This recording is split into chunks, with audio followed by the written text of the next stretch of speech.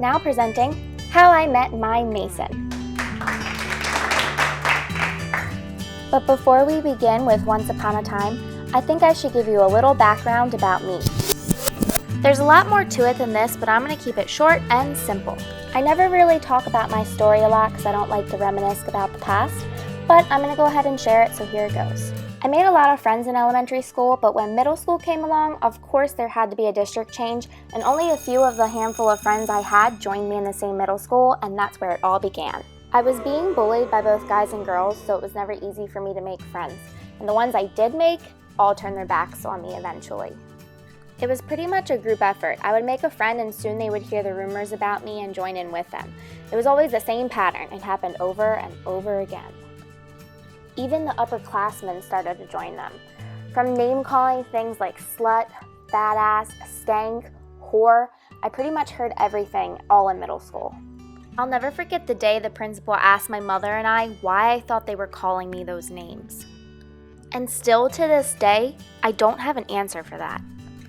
I even got blocked phone calls to my house saying that they were going to rape me. And then those all turned into more physical things. They would throw things at me in the hall, at lunch, and on the bus. I've had gummies and oranges thrown at me, a tube of lipstick chucked at the back of my head, and they even got pretty brave when they threw a rock to the back of my head as well. They would scream awful, disgusting things out the bus windows. And it got so bad, my family and I were afraid they would try to jump me as a group and it wouldn't be even. So my mom would meet me at the stop, but even with her there, they didn't care. At that point, I had learned to keep my guard up and watch my own back, but there were so many of them that somehow someone managed to stick gum in my hair. After that, eventually, I just got tired of it, and after going to all the possible authority we could, they would decline everything I said and just shoo me away, even with evidence. So at that point, nothing really seemed to help. After a while, I did find some friends who didn't mind what they were saying about me, but I kept my circle of friends really small. And by small, I mean 4, and that's including myself. So you would think by keeping a tight loop of friends would make things a lot easier and you would just grow closer to them and it would be all fine and dandy. But, of course, everything gets old, and even those friends weren't great friends. And that leads me to my story, which is how I met my Mason. I had to add his cute little blonde hair that he used to swish back and forth. So one night with the 3 friends I did have, we decided to go ice skating. The ice rink was the middle school hangout on Friday nights. They would turn all the lights off and just have the disco lights and laser beams, and they would have a DJ blasting all those hit songs. We all thought it was pretty cool, but while we were there, they decided to ditch me. One minute we were all hanging out skating together, and then the next minute they were running away.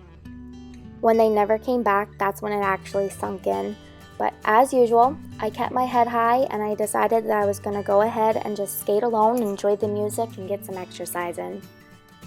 Thank goodness with everything I went through, I stayed strong. So here I was just skating around the ice rink, just enjoying my time alone. And that's when a guy came up to me and asked me why a pretty girl like me was skating all alone. I wasn't used to people coming up and talking to me, so when he asked, I just answered and told him straight up that my friends had ditched me and I was by myself. He did the best he could to try and talk to me for a while, but I wasn't really engaging in the conversation much, so I think that's when he gave up. So he told me he had a friend that was interested in me and he was going to send him over. I kind of just looked at him and I was like, okay. I just continued to skate. I wasn't really thinking anything of it when he had mentioned anything about his friend or himself. Like, nothing even crossed my mind. Before you know it though, I had this cute, tall, blonde kid skating up behind me trying to keep up with my pace. I did slow down for him and he introduced himself and I did the same.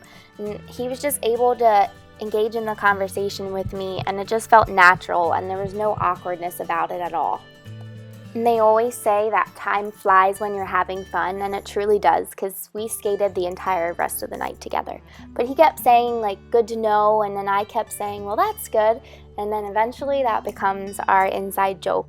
Even 7 years later, we still joke about that, because we just kept repeating ourselves over and over again.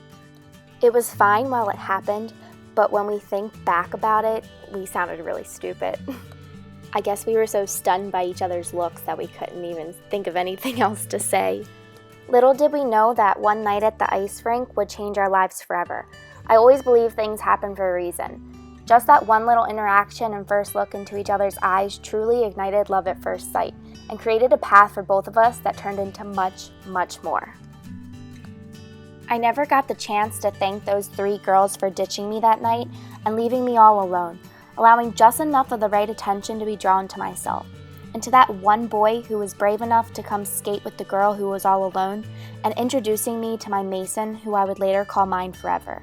Thank you for taking that chance. I'm grateful for all of their actions that night because honestly, I don't know where I would be if I never met Mason. You guys took part in creating a long-lasting relationship between 2 8th graders together who got married 6 years later, are still going strong, and can call themselves middle school sweethearts. And the rest is history.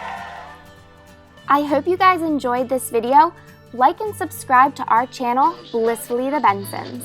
XOXO from our family to yours, Mason and Samantha Benson.